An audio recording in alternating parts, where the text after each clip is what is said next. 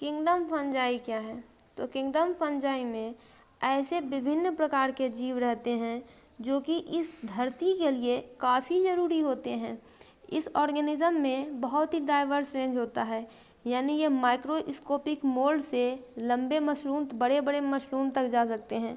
Eukaryotic होते हैं और मुख्य रूप से डिकम्पोजर होते हैं। और डिकम्पोजर का काम तो न्यूट्रिएंट रिसाइकलिंग में आप लोग जानते ही हैं। इसके कुछ विशेषताओं को जानते हैं। पहला आता है सेल टाइप क्या होगा, यूकैरियोटिक होगा, ट्रू न्यूक्लियस होगा, मेम्ब्रेन बाउंड ऑर्गेनेली होंगे। सेल का स्ट्रक्चर क्या होता है? तो बहुत सारे मुख्यतः फंगी मल्टी सेलुलर ही होते हैं जैसे कि मशरूम, लेकिन कुछ एकाध यूनिसेलुलर भी हो जाते हैं जैसे कि ईस्ट। इनके सेल वॉल काइटिन के बने होते हैं। भोजन कैसे प्राप्त करते हैं? भोजन प्राप्त करने का तरीका क्या है? तो हेट्रोट्रोपिक बाय ऑब्जर्प्शन। ये ऑर्गेनिक मटेरियल को डाइजेस्ट करने के लिए इंजाइम रिलीज़ करते हैं और उसके बाद उसे एब्जॉर्ब कर लेते हैं।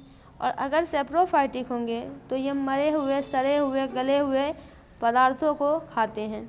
पैरासाइटिक होंगे तो वो होस्ट पे रहते हैं और अपना फ़ायदा निकालते हैं और होस्ट को हार्म भी करते हैं और कुछ तो डिजीज़ भी करते हैं। अगर म्यूचुअल होगा तो दोनों तरफ, दोनों को फ़ायदा होगा, म्यूचुअल रिलेशनशिप होगा तो, जैसे कि माइकोर्जिया का होता है और बड़े बड़े प्लांट रूट का होता है। रिप्रोडक्शन सेक्सुअल भी हो सकता है, सेक्सुअल भी हो सकता है। इसमें स्पोर फॉर्मेशन एक बहुत कॉमन मेथड होता है। तो ये रहते कहाँ हैं? इन्वायरमेंट भी बहुत ही अलग अलग है। सॉइल में रह सकते हैं, वाटर में रह सकते हैं, सड़े गले मैटर में रह सकते हैं, पैरासाइट के रूप में रह सकते हैं, पैरासाइट दूसरे ऑर्गेनिज्म पर रहता है तो ऐसे भी रह सकते हैं। मेजर ग्रुप इसमें आ जाता है जाइकोमाइकोटा का।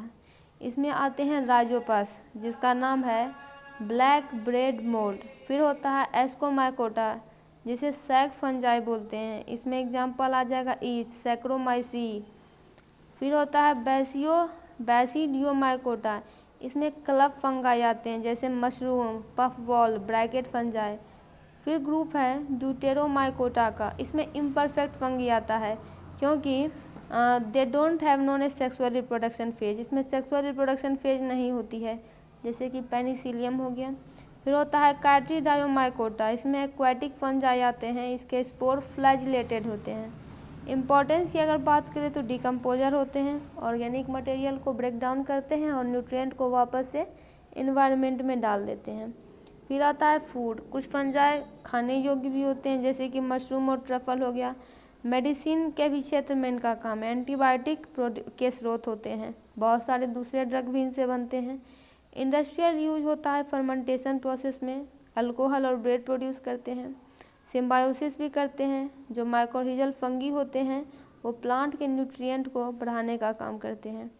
तो इस तरह से फंजाई जो है बहुत ही